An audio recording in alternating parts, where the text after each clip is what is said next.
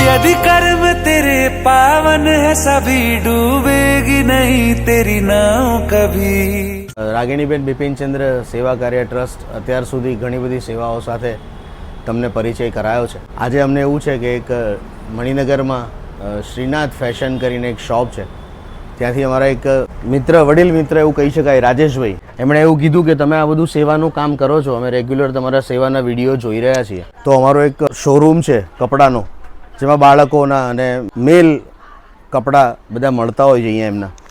અને એમની પાસે એવા બધા કપડાં છે કે જે જરૂરતમંદોને આપણે આપી શકીએ, એમને પહેરાવી શકીએ. તો એમણે અમને ક્યારનું કહી રાખ્યું હતું કે એકવાર તમે આવો અને આ બધા ક્લોથ્સ લઈ જાઓ, પણ અમે આવી નહોતા શકતા. આજે આવ્યા છીએ ફાઇનલી.